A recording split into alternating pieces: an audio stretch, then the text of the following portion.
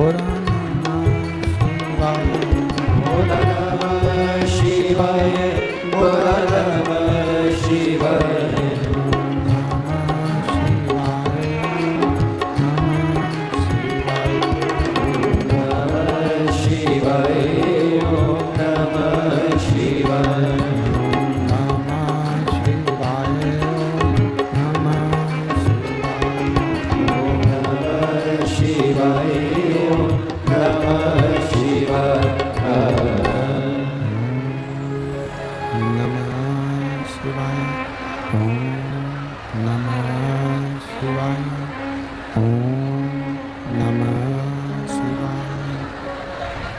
विश्वनाथ भगवान की जय, महाकालेश्वर भगवान की जय, कुबेरेश्वर महादेव की जय।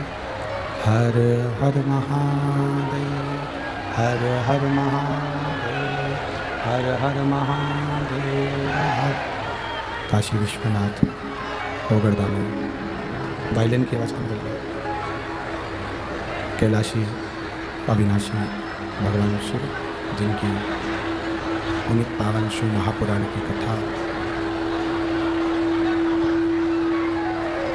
संपूर्ण विश्व के कल्याण हेतु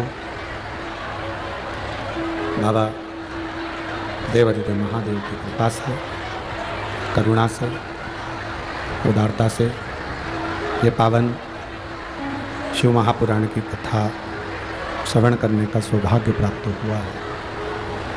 बड़े भाग्यशाली हैं भिलाई नगर के सभी श्रोता बंधु, जो इस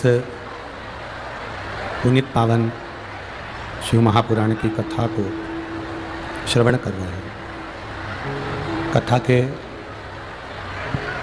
आयोजक जीवन आनंद फाउंडेशन और श्री राम जन्मोत्सव समिति,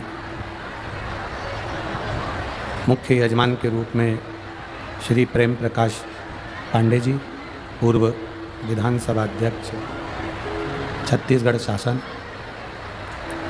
श्री विनोद सिंह जी, अध्यक्ष जीवन आनंद फाउंडेशन। एक बार दोनों जजमान परिवार के लिए जोरदार ताली बजाकर स्वागत वंदन अभिनंदन, जिनकी इस प्रबल इच्छा से और बाबा देवादिदेव महादेव की कृपा से, करुणा से ये पावन शिव महापुराण की कथा आप और हमको श्रवण करने का सौभाग्य प्राप्त हुआ है। बहुत दूर दूर से आप लोग आए हैं। अपार जलवृष्टि कल से लगातार चालू है, अभी भी लगातार पानी गिर रहा है। कल से जो जलवृष्टि चालू हुई वो अभी तक बंद नहीं है। इतना पानी जो बारिश में बरसता है वो इस बैसाख के महीने में गिर रहा है। और आपकी श्रद्धा और आपके विश्वास को नमन करते हैं, जो इतने बरसते हुए पानी में भी आप लाखों की संख्या में यहाँ पर पहुँचे हैं।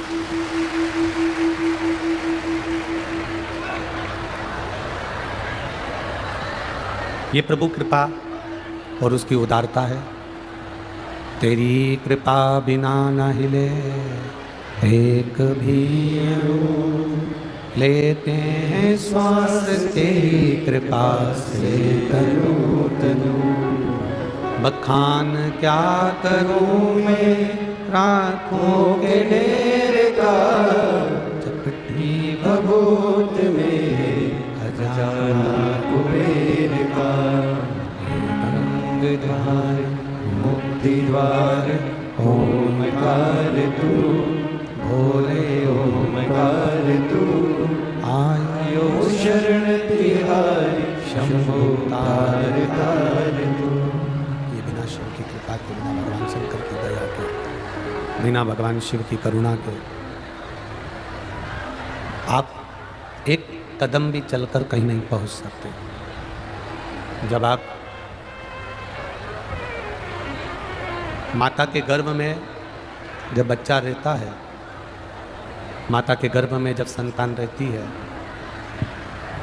और माता के गर्भ से ये संतान जब जन्म लेती है, जन्म से लेकर मृत्यु तक के बीच की जो श्रृंखला है, माँ के गर्भ से मृत्यु तक की जो क्रम है, श्रृंखला है, जब माता के गर्भ में आप आए, हमें ये भी ज्ञात नहीं कि हम किस जगह पर जन्म लेंगे, कहाँ हमारा जन्म होगा, कहाँ हम बैठेंगे, कहाँ हम भोजन करेंगे, कौन माता होंगे, कौन पिता होंगे, कौन भाई होगा, कौन बंधु होगा, कौन सखा होगा, ये हमको ज्ञात नहीं है। हमको इसका अंदाज़ा नहीं है कि कौन हमारा रिश्तेदार होगा, कौन हमारा नातेदार होगा। पर हमने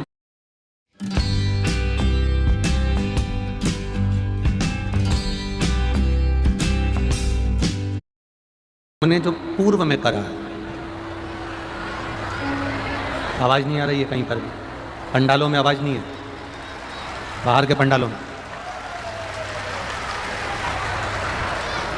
पूर्व में भी हमने जो कर्म करा होता है, पूर्व में हमने जो भगवान का भजन करा है, पूर्व में हमने जो भक्ति करी है, पूर्व में हमने जो भगवत नाम किया है, पूर्व में जो हमने हरि का कीर्तन किया है, आवाज़ नहीं आ रही है,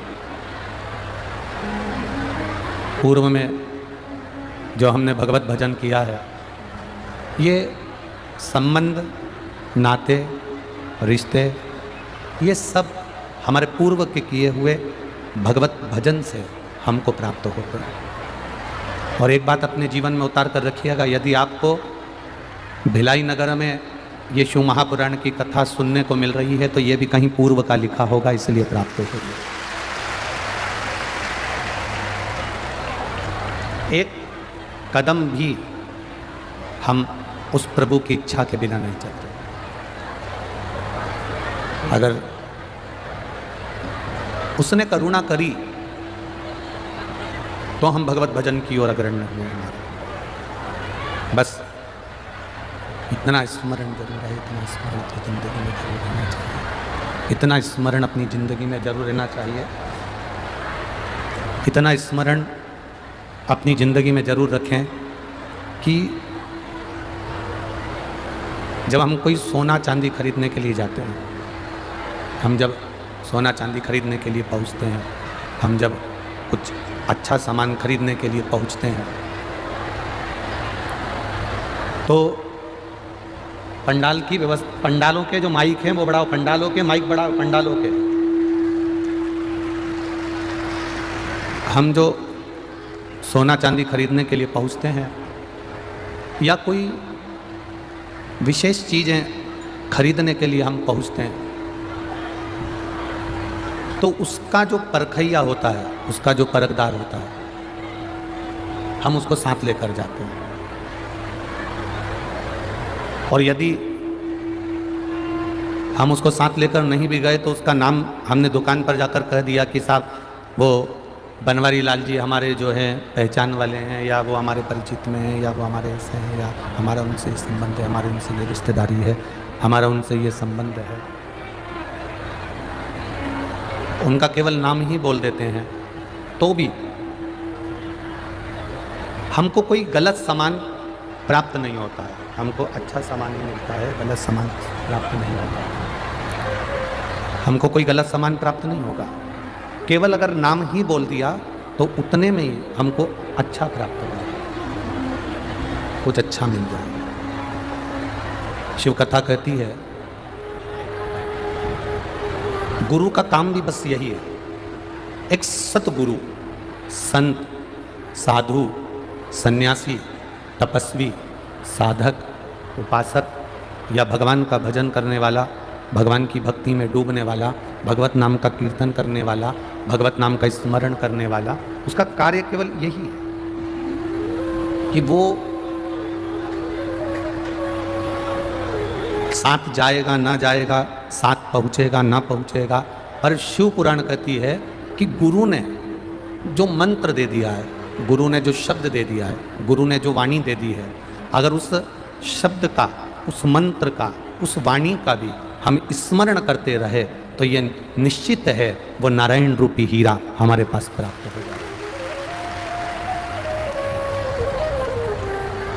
एक अविरल भक्ति के साथ में, एक भजन के साथ में, कीर्तन के साथ में, एक मंत्र जाप के साथ में,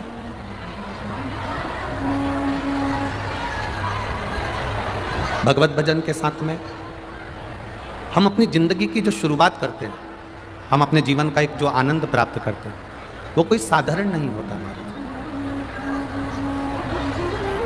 सोना लेने गए, चांदी लेने गए, कोई परखैये को साथ लेकर गए कि ये सोना, ये चांदी हम ले रहे हैं बहू के लिए, बच्चों के लिए, ये सोना कि ये दुकान, यहाँ से हम सामान लेंगे, ये ठीक है कि नहीं। एक परखदार को साथ लेकर जा रहे हैं, एक परखैये को साथ लेकर जा रहे हैं। और जब हम एक परखैये को साथ लेकर जाते हैं तो वो देखकर कह देता है कि ये सोना ठीक है, ये चांदी ठीक है।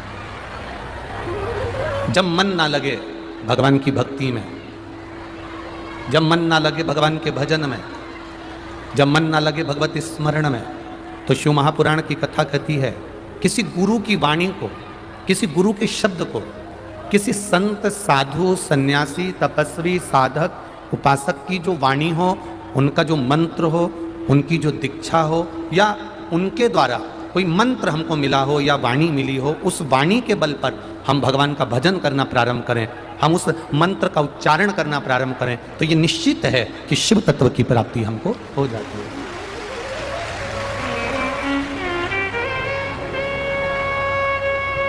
एक विश्वास लेकर, एक भरोसा लेकर, एक विश्वास के साथ में आप भगवत की भक्ति की ओर जब बढ़ेंगे तो उसका एक आनंद अपने आप प्राप्त होगा।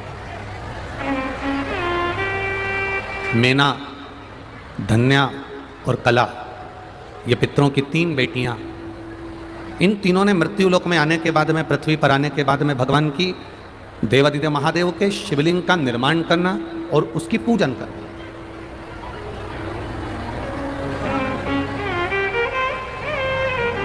एकांत में बैठकर भगवान शंकर की भक्ति को धारण करना। मेना माता पार्वती जी की माता जी, धन्या सुनैना जी माता जानकी जी की माता जी, कला कीर्ति माता राधा जी की माता जी। अगर इनको श्रेष्ठ संस्कारवान संतान भी अगर प्राप्त हुई है तो एकांत में बैठकर जो शिव भक्ति करी है, एकांत में बैठकर जो भगवान शंकर का गुणगान किया है, एकांत में बैठकर जो भगवान शंकर का नाम उच्चारण किया है, एकांत में बैठकर जो शंकर भगवान की आराधना करी है, एकांत में बैठकर जो शंकर जी पर जल चढ़ाया है, एकांत में बैठकर भगवान शिव के नाम को, पंचाक्षर, षडाक्षर, द्वादशाक्षर जो नाम को उन्होंने गुनगुनाया है, उसी से इतनी संस्कारवान पार्वती, राधा और सीता जैसी संतान प्राप्त हुई है। एक बात अपने जीवन में उतारिएगा, जिस गांव में पानी की कमी होती है वहां की फसल बिगड़ जाती है, और जिस घर में संस्कारों की कमी होती है वहां की नस्ल बिगड़ जाती है।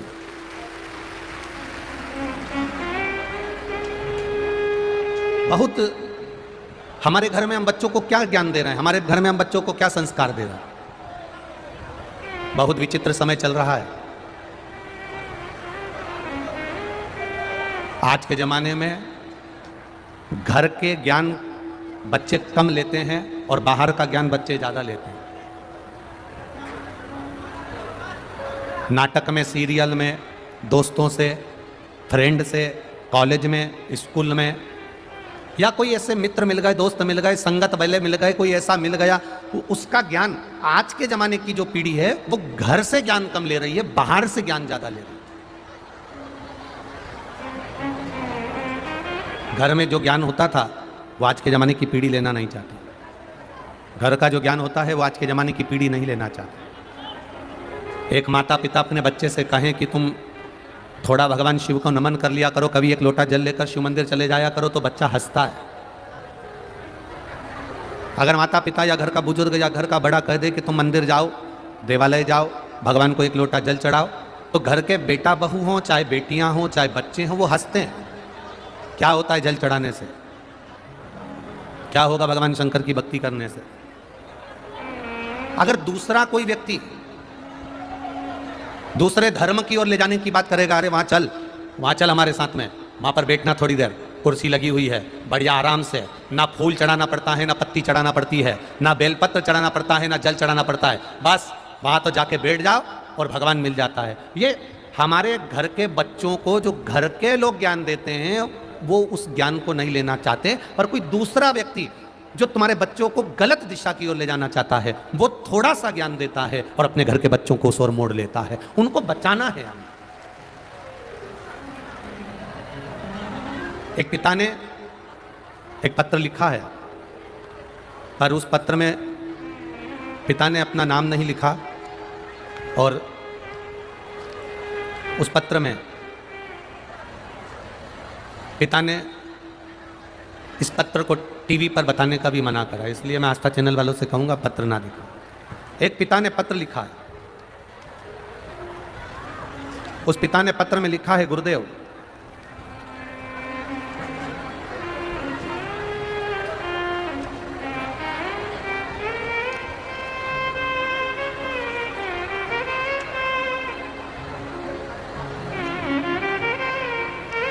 पिता ने अपने पत्र में लिखा,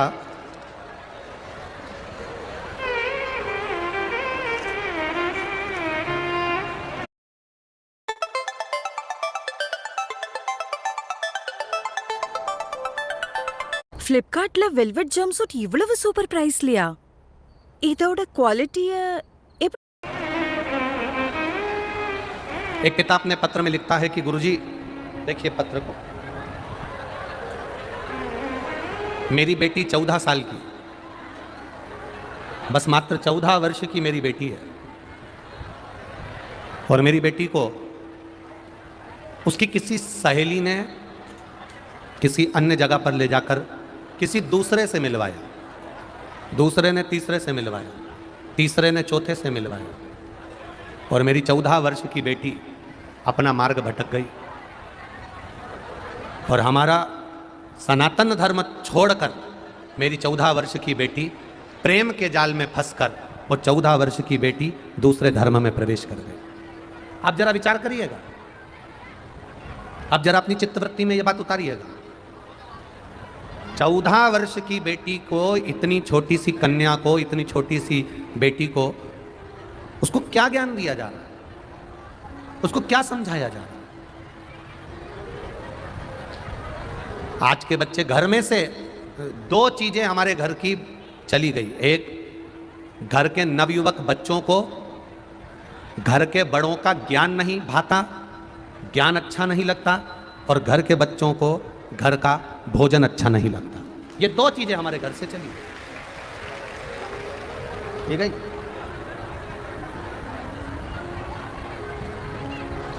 हमारे घर के बच्चों को ना घर में ज्ञान अच्छा लगेगा, माता पिता कुछ कहेंगे तो वो ठीक नहीं लगेगा,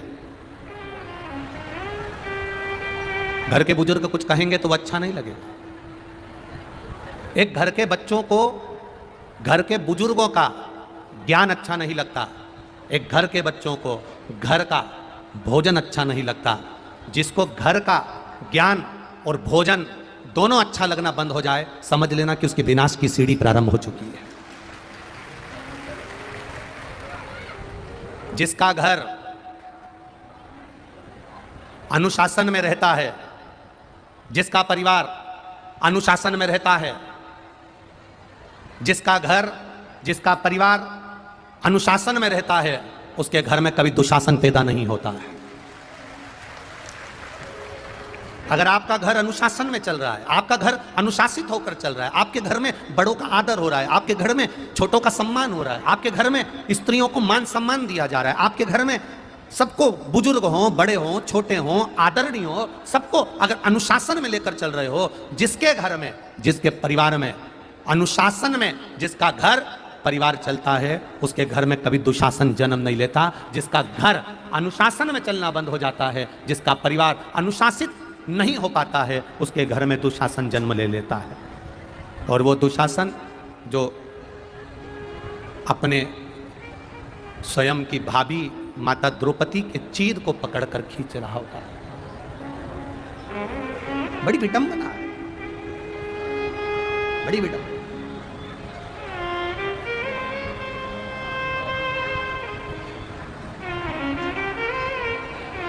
घर में अनुशासन रखिए। एक बहन भाई के अनुशासन में रहे और एक भाई एक बहन के अनुशासन में रहे। बच्चे, इसको थोड़ा नीचे कर दो, बच्चे माता पिता के अनुशासन में रहे, घर के बच्चे माता पिता के अनुशासन में रहे, और घर के बच्चे माता पिता के अनुशासन में रहें, और घर के जो बुजुर्ग हैं, घर के जो बड़े हैं, वो अपने पूर्वजों के अनुशासन में रहें, तो फिर ये पीढ़ी श्रेष्ठ बनती चली जाए। क्यों कहते हो? रविवार का दिन आता है और पूरे घर को होटल याद आती है। रविवार का दिन आता है और पूरे घर को 3 स्टार, 5 स्टार, 7 स्टार होटल याद आती है कि आज तो संडे है, छुट्टी है, आज हम होटल में जाएंगे। घर में एक संस्कार ऐसा होना चाहिए कि आज रविवार है, हम अपने गांव के कोई विद्वान पंडित जी को बुलाकर अभिषेक करवाएंगे। यह हमारे भीतर होना चाहिए।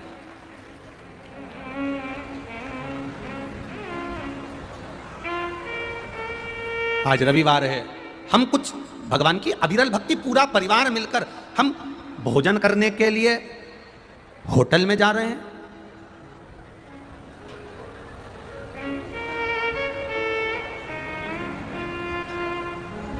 एक दिन अपने परिवार में ऐसा बनाइए कि उस दिन हमारा घर का सब व्यक्ति, बच्चे, बूढ़े, बुजुर्ग, बड़े, सब एक साथ बैठकर भोजन ग्रहण करेंगे और भगवान शंकर की अविरल भक्ति की बातें करेंगे। जब हम भगवान की बात करेंगे तो भगवान भी तो हमारी बात करेगा।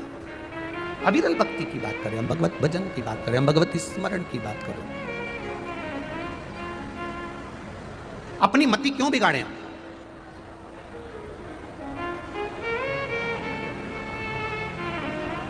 हम अपनी बुद्धि को, अपने चित्त को क्यों बिगाड़ रहे हैं? हम कभी मना नहीं करेंगे कि आप होटल मत जाओ, हम कभी मना नहीं करेंगे कि आप 5 स्टार, 7 स्टार होटल में मत जाओ, क्योंकि हम मना भी कर देंगे तो तुम मानने वाले हो, कह रहे छत्तीसगढ़ वालों। हम अगर मना भी कर देंगे कि तुम होटल मत जाओ तो तुम क्यों मानोगे? हम तुमसे कहते 7 स्टार होटल में मत जाओ तो तुम मानोगे क्या? हम तुमसे कहते 5 स्टार होटल में मत जाओ, तुम मानोगे नहीं। तो जो तुम मानने वाले हो ही नहीं, तो तुमको बोलकर फायदा कौन सा है? इसलिए तुमसे कह रहे हैं, तुम 5 स्टार होटल में भी जाओ, मना नहीं है, 7 स्टार होटल में भी जाओ, मना नहीं है, खूब होटल का खाओ, मना नहीं है, पर निवेदन है हफ्ते में एक बार अपने परिवार के साथ अपने घर में बैठकर भजन भी करो और भोजन भी करो। हम होटल जाने की मना नहीं करेंगे, आपका मन है आप जा सकते हो, आपके पास में पूंजी है, आप खूब घूमो, खूब जाओ, खूब घूमो। एक बहन ने पत्र में लिखा है, गुरुजी लोग शादी की सालगिरह मनाते थे तो लाखों रुपए खर्च करते थे, जन्मदिन मनाते थे तो लाखों रुपए खर्च करते थे, पर हमारे भिलाई का यह पहली कथा देखने को मिल रही है जहां भक्तों के लिए लोगों ने लाखों रुपए खर्च कर दिए। वो बहन का नाम हम पढ़ें, शंभु चरणे पड़े मागो घड़ी रे घड़ी, दुख काटो दया करीने दर्शन आपो। शंभु शरण पड़ी मागो घड़ी रे घड़ी, दुख काटो दया करीने दर्शन आपो।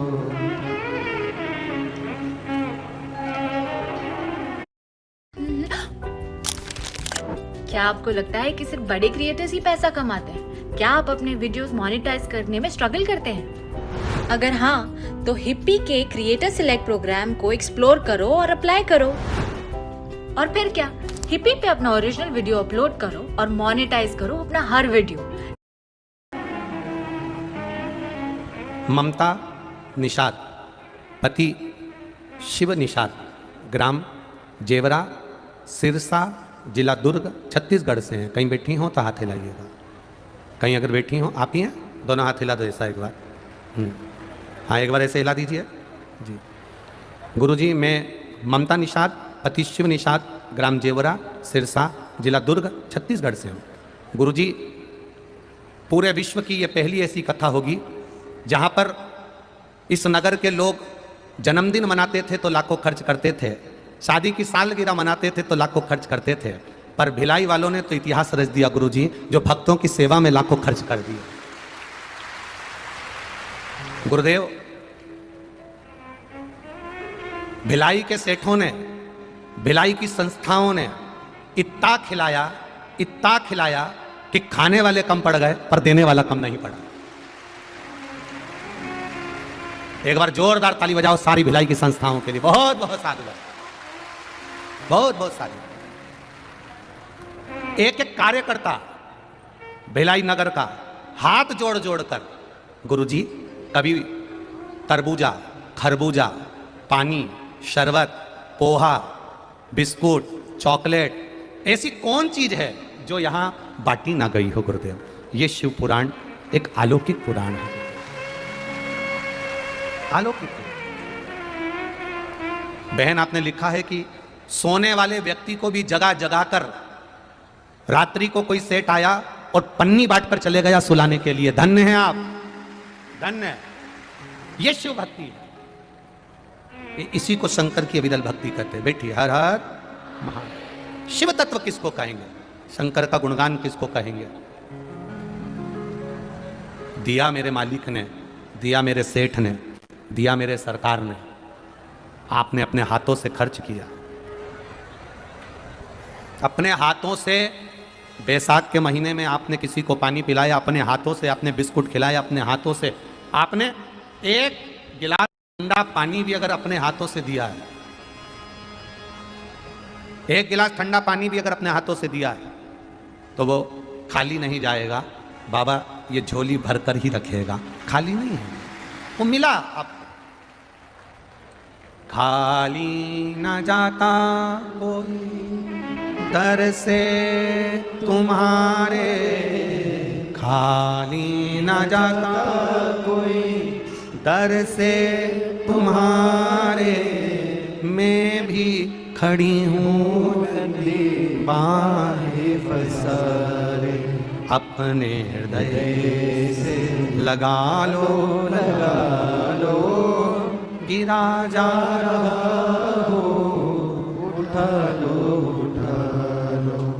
इस चित्त को, इस वृत्ति को, इस मन को परमात्मा में लगाने का प्रयास है शिव।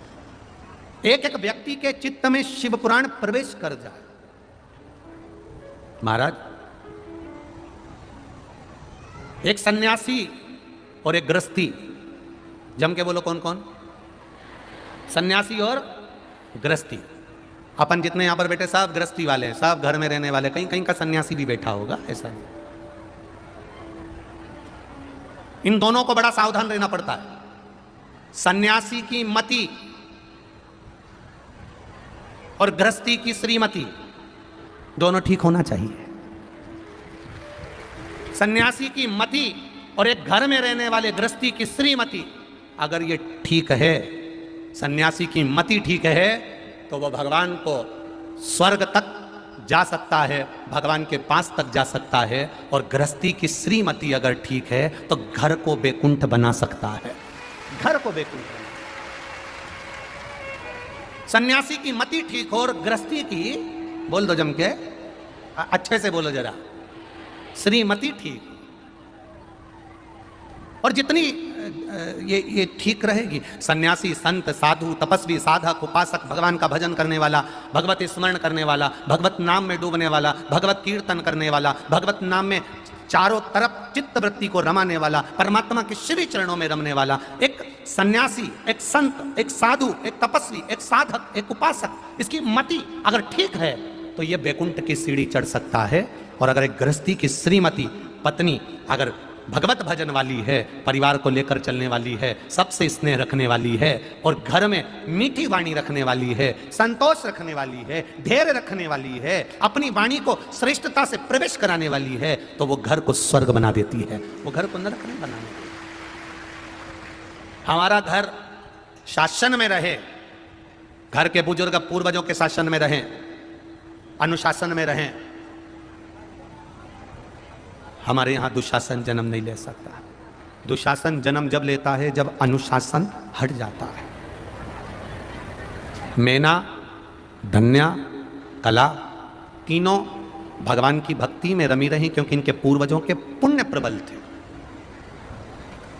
अगर ये पांडे जी कथा करा रहे हैं, विनोद जी कथा करा रहे हैं और ये सुंदर संस्थाएं अगर कथा करा रही है तो ये निश्चित है कि इनके पूर्वजों का कोई प्रताप, पूर्वजों का कोई आशीर्वाद प्रकट हुआ होगा, इसीलिए बाबा की यह कथा भिलाई नगर में हो रही है। और कितने कितने साधुवाद के पात्र हो आप लोग। इतनी जलवृष्टि, पानी नीचे से बह रहा है, कीचड़ हो रहा है, यहाँ तक कि विनोद जी ने हमसे कहा कि गुरुजी भीड़ शनिवार के दिन से अपार, रविवार के दिन भी अपार, थोड़ी सी एक निवेदन कर दो जिससे लोग कम पहुँचें। हमने भी अपना एक वीडियो जारी करा, आप लोगों तक पहुँचाया कि मत आना, फिर भी आ गए। तो ये तो आपकी अविरल भक्ति है, ये आपका विश्वास है, ये आपकी दृढ़ता है। हमने किसी से पूछा भी कि तुम कहाँ से आए हो? अरे गुरुजी हम राजनांदगांव से आए। कब आए? आज ही तो आए। तो हमने कहा हमने तो बोला था ना कि मत आना, कि हमने वीडियो सुन लिया था। फिर हमने हमारी पड़ोसन को भेज दिया वो वीडियो कि तू मत आना, और हम तो आ गए। हे भगवान भोलेनाथ, गजब की भक्ति है रे छत्तीसगढ़ वालों, तुम्हारी गजब की भक्ति। धन्य। ये आस्था चैनल के कैमरों में भी सामर्थ्यता नहीं है, आस्था चैनल के कैमरों में भी दम नहीं है कि तुम इतने सारों को कैच कर लो। बहुत बहुत कठिन है। कितना कैच करोगे? एक पंडाल का, दूसरे पंडाल का, और पंडाल के बाहर जो चौका छक्का लगा हुआ है इनका, फिर इधर एक पंडाल का, दूसरे पंडाल का, उसके बाद में फिर चौका छक्का वाले, और जो पेड़ पे टंगे हैं 9 बॉल दीवालों पर टंगे हैं, फायर ब्रिगेड पे चढ़े हैं, इनका क्या होगा कालिया? फिर अब विचार करें तो कैमरों की भी सामर्थ्यता नहीं है। वो ये उड़ने वाला जो कैमरा है, ये भी हमने कपिल से कहा कि तुम ये कैमरा लेकर जाते हो, सब कवर हो जाते हैं। अरे गुरुजी जाते तो हैं, आधे लोग तो पेड़ पे टंगे होते हैं, आधे दीवार पे चढ़े होते हैं, अब इसको लें कि इसको लें, समझ में नहीं। तो ये अविरल भक्ति है, तुम्हारा विश्वास। कोई तुमको इतनी अच्छी अच्छी साड़ी पहनकर आई हो, तुम इतनी अच्छी साड़ी तुम्हारी जरा सी भी गंदी हो जाए ना तो तुम उसका प्राण खा जाओ, और तुम इतने जोरदार जोरदार कपड़े पहनकर कीचड़ में, पानी में, छाता लगा के, और कुछ नहीं तो वो छाते की जो इधर वाली जो ताने हैं, नोक जिससे 7 दिन से लड़ा रही हो रही थी, उसी के सिर पे धर रही है। पर कथा सुनेंगे, कथा नहीं छोड़ेंगे, कथा तो कथा। बस यही शिव भक्ति है महाराज। बहुत तो वो एक भजन में आप लोग कहते हैं ना, दूर नगरी बड़ी नगरी, कैसे आऊं भोले बाबा तेरी भिलाई नगरी, बड़ी नगरी, इधर से आऊं तो 2 किलोमीटर पहले रोक दे,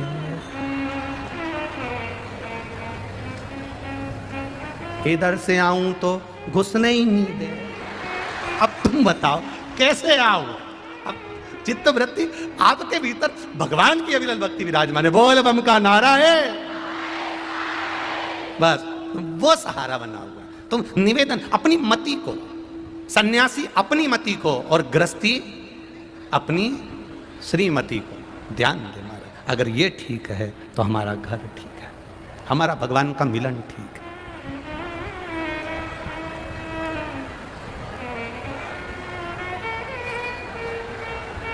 भगवान की शिव कथा कह रही है, शिव महापुराण की कथा कह रही है। आज हमने विचार करा है कि भजन नहीं गाएंगे। उसका एक कारण है, क्योंकि बड़ी मुश्किल से तुमने जगह सुखा कर बैठी हो, और अगर गा दिया और तुम उठकर ना चली तो वहाँ फिर कीचड़ हो जाएगा, फिर कैसे बैठेंगे। इसलिए तुम्हारा तो कुछ नहीं, कुर्सी वालों की बढ़िया है, ये लोग बड़े बड़े आनंद में। परंतु शिव तत्व कह रहा है, भगवान शंकर की कथा कहते हैं। ओ डमरू वाले, निवेदन है जिनकी जगह अगर गीली हो जाए या कीचड़ में हो जाए तो वो मत उठना हो। और आज सब तैयारी में बैठे हैं, जैसे ये खड़ी हो मैं खसक जाऊं, तो तुम भी थोड़ा ध्यान रखना। ओ डमरू वाले, ओ काशी वाले, ओ डमरू वाले, ओ काशी वाले, अरे दिल मेरा रखना तेरे हवाले, दिल मेरा रखना तेरे हवाले। ओ डमरू वाले, ओ काशी वाले, ओ डमरू वाले, ओ काशी वाले, ओ डमरू वाले, ओ काशी वाले, ओ डमरू वाले, ओ काशी वाले, अरे दिल मेरा रखना तेरे